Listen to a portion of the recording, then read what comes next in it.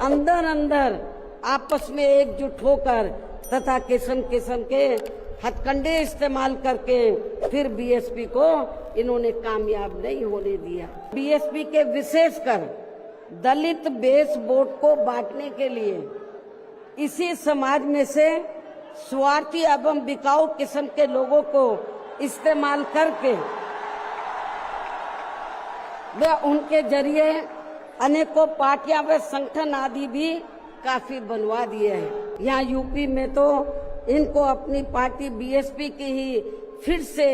अकेले पूर्ण बहुमत की सरकार बनाना बहुत जरूरी है, जिसे यहाँ कांग्रेस, बीजेपी, सपा व अन्य सभी विरोधी पार्टियां किस्म किस्म के षड्यंत्र व हथकंडे आदि इस्तेमाल करके इसे रोकने का हर संभव पूरा प्रयास करेगी। और इस संदर्भ में वैसे आप लोगों को ये मालूम है कि सन 2007 में यूपी में बीएसपी की ही अकेले ही पूर्ण बहुमत की सरकार बनने के बाद फिर बीएसपी की सर्वजन हिताय व सर्वजन सुखाय की रही कार्यशैली से पूरे देश में बीएसपी के बढ़ते हुए प्रभाव को देखकर फिर यहाँ सभी जातिवादी संकीर्ण व पूंजीवादी पार्टियों ने अंदर अंदर आपस में एकजुट होकर अपनी पार्टी को यहाँ सत्ता में वापस नहीं आने दिया है। साथ ही देश के अन्य राज्यों में भी अपनी पार्टी को आगे नहीं बढ़ने दिया है, क्योंकि बीएसपी के यहाँ अकेले ही सत्ता में आने पर यहाँ यूपी में सन 2007 में बीएसपी के यहाँ अकेले ही सत्ता में आने पर इनको ये डर था, सभी जो जातिवादी पार्टियां हैं इनको ये डर था कि यदि बीएसपी को आगे बढ़ने से नहीं रोका गया तो फिर ये पार्टी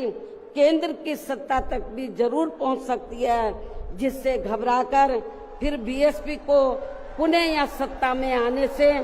व पूरे देश में भी आगे बढ़ने से रोकने के लिए फिर हुआ ये कि इसके बाद फिर खासकर यूपी में जो भी विधानसभा व अन्य राज्यों में भी विधानसभा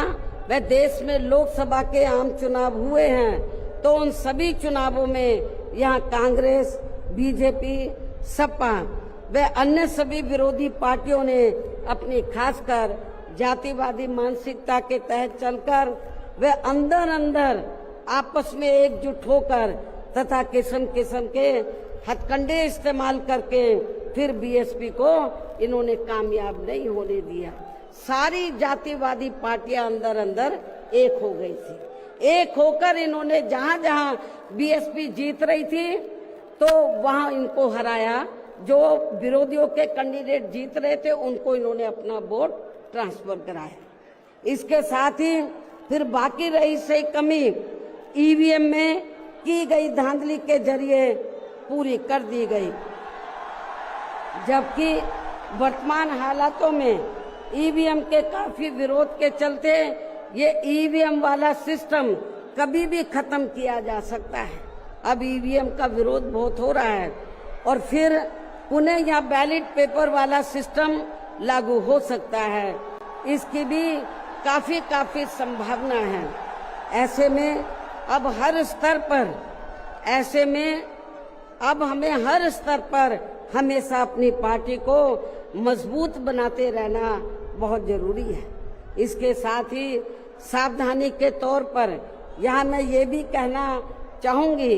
कि अब तो पूरे देश में विरोधी पार्टियों ने बीएसपी को कमजोर करने के लिए एक और षड्यंत्र ये रचा है कि अब विरोधी पार्टियों ने बीएसपी के विशेषकर दलित बेस वोट को बांटने के लिए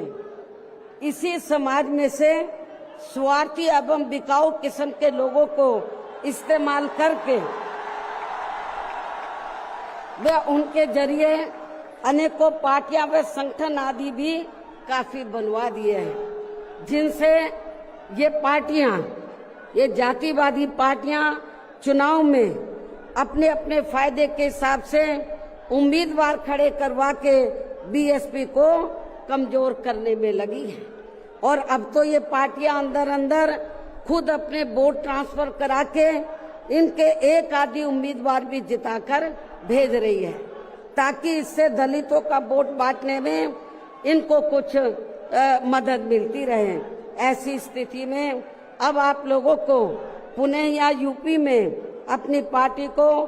सत्ता में लाने वे अभी हाल ही में बिहार प्रदेश में होने वाले विधानसभा आम चुनाव में तथा आगे चलकर अन्य और राज्यों में भी विधानसभा व देश में लोकसभा के होने वाले आम चुनाव में भी अपनी पार्टी का बेहतर रिजल्ट लाने के लिए ऐसे सभी स्वार्थी एवं बिकाऊ दलित संगठनों व पार्टियों को अपने यार दोस्त, जात बिरादरी व रिश्ते नाते आदि के चक्कर में भी पड़कर अब इनको अपना एक भी वोट देकर खराब नहीं करना है, वरना फिर इसका पूरा लाभ या विरोधी पार्टियों को ही मिलता रहेगा। जिसे भी खास ध्यान में रखकर अब हर छोटे बड़े चुनाव में आप लोगों को अपना एक भी वोट ऐसे सभी स्वार्थी एवं बिकाऊ पार्टियों एवं संगठनों आदि को नहीं देना है, बल्कि अपनी एकमात्र हितैषी पार्टी बीएसपी को ही देना है, ताकि बीएसपी फिर से अपना बेहतर रिजल्ट लाकर पुणे या यूपी की सत्ता में वापस हो सके तथा देश के अन्य सभी राज्यों में भी पार्टी पुणे आगे बढ़ सके। और इसके लिए विरोधी पार्टियों के ऐसे अनेकों और भी सभी हथकंडों से अपनी पार्टी के लोगों को जरूर सावधान रहना है। इसके अलावा पार्टी के लोगों को सचेत करने के उद्देश्य से यहाँ मैं ये भी कहना चाहूंगी कि पिछले कुछ समय से दुनिया के अनेकों देश किसी न किसी मुद्दे को लेकर हुए बवाल व हिंसा आदि से काफी ग्रसित रहे हैं और ये सिलसिला अभी भी जारी है।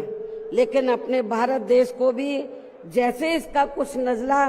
लगना शुरू ही हुआ था तो उसे फिर तुरंत में ही केंद्र व संबंधित राज्य सरकारों ने सख्ती से निपटा है, जिससे केंद्र व सभी राज्य सरकारों को आगे भी काफी सतर्क रहना होगा। इतना ही नहीं बल्कि देश में आम जनहित के मुद्दों पर आवाज उठाने की बजाय